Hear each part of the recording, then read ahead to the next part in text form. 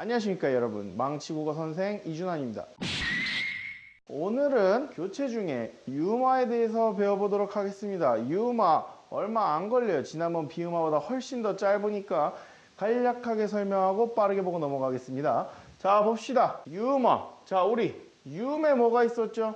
유음은 우리말로 뭐다? 흐름소리더라. 흐름소리, 흐르는 소리, 흐르는 소리. 어떤 자음이 흐르는 소리 같아? 그렇지, 리을. 거기에다가 화는 될 화자니까 지금 무언가가 리을로 바뀌어야 되는데, 여러분 우리 자음 중에서 리을로 바뀌어줄 수 있는 자음에 뭐가 있을까? 그나마 생긴 것 중에서는 니은이나 디귿 정도가 있겠지. 그런데 디귿은 리을로 바뀌지 않습니다. 그나마 발음도 얼추 비슷한 같은 울림소리 중 하나인 니은이 리을로 바뀌어주는 현상, 그것을 유음화라고 합니다. 그러면 어떨 때 바뀌어줄까요? 사실은 간단합니다. 그냥 니은이 리을 만나면 앞에서 만나든 뒤에서 만나든 유음이 됩니다. 이게 다예요, 유음화. 쉽죠? 자, 그래서 보면 간단하게 예를 한번 들어봅시다. 자, 칼날. 스타크래프트 칼날 여왕. 모든 게 다. 그거 발음하기 약간 애매하다고 생각을 해왔어. 내 눈! 사실은 어떻게 발음을 해야 되더라? 자, 리을하고 니은이 만났네. 어떻게 발음을 해준다? 칼날이라고 발음을 해줘야 되는 겁니다. 그래서 칼날. 리을이 아니었던 놈이 이제 리을로 바뀌어서 둘이 같아졌네. 그러니까 얘도 뭐더라? 이 유음화도 자음동화 중 하나였더라. 그래서 여러분이 중학교 때 배우던 자음동화는 이 비음화와 유음화, 이 두 가지를 합쳐서 부르는 겁니다. 지난 시간에 비음화 했고 지금 이제 유음화 하고 있죠. 자, 리을 뒤에 니은이 케이스를 봤습니다. 이번엔 니은 뒤에 리을 케이스를 봅시다. 신라. 고구려백제 신라. 자, 봅시다.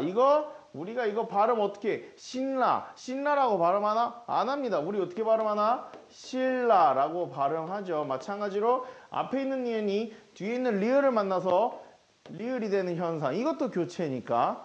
오케이? 자, 유음화 다 배웠어. 끝! 이면 좋겠지만 아주 약간 남아있습니다. 뭐가 남아있느냐? 사실 이게 가장 기본인데 국어문법도 그렇고 영어문법도 그렇지만 언제나 예외, 특이한 경우가 있어. 그게 어떤 경우냐? 니은하고 리을이 만나면 기본적으로 뭐가 돼야 돼? 리을이 돼야 됩니다. 그런데 리을이 안 되는 경우도 있어요. 선생님, 리을이 안 되면 그냥 가만히 있는 건가요? 반대야. 니은과 리을이 만나는데 리을이 니은으로 바뀌는 현상. 그런 예외가 단어가 몇 가지 있습니다. 가장 대표적인 단어 딱 3개만 해볼 거야. 자, 이렇게 의견란, 임진란, 결단력 3개의 단어를 준비해봤습니다. 한번 보자고. 의견란. 기본적으로 니은과 리을이 말하려면 어떻게 발음해야 돼? 니은이 리을로 발음이 돼야 됩니다. 그런데 실제로는 리을로 발음하지 않습니다. 이렇게 발음합니다. 의견란. 자, 생각해봐. 발음해봐. 의결란. 뭔가 약간 느낌이 이상하지? 임진란 뭡니까? 임진왜란 얘기하는 거죠. 이것도 어떻게 발음하더라? 임진난이라고 발음하고요. 결단력도 어떻게 발음해야 되더라? 결단력이라고 발음을 해줍니다. 그럼 선생님 이거는 뭔가요? 얘네들은 그냥 예외예요. 자음동화인 건 맞습니다. 왜? 이건 반대로 자음동화야. 리을이 니은을 만나서 니은이 됐잖아. 같아졌잖아. 그러니까 어쨌든 동화는 동화인데 유음화의 예외적인 단어 3가지라고 알아두고 계세요. 그런데 또 알아둬야 되는 케이스가 있습니다. 어떤 케이스냐? 니은으로도 발음했다가 리을로도 발음했다가 지금까지 배운 걸 짬뽕하는 경우들입니다. 한번 봅시다. 자, 이번에 6단어를 준비했습니다. 자, 의문론, 권권력, 생산력, 상견례, 이원론, 설릉, 이렇게 6개의 단어를 준비했는데 한번 봅시다. 뭘 짬뽕한다는 소리냐면, 잘 봐요. 원래라면 니은이 뭘로 발음돼야 돼요? 유음화라면 리을로 발음이 돼야 되죠. 그런데 얘네는 아까 전에 예외 케이스를 따릅니다. 그래서 발음을 어떻게 하느냐?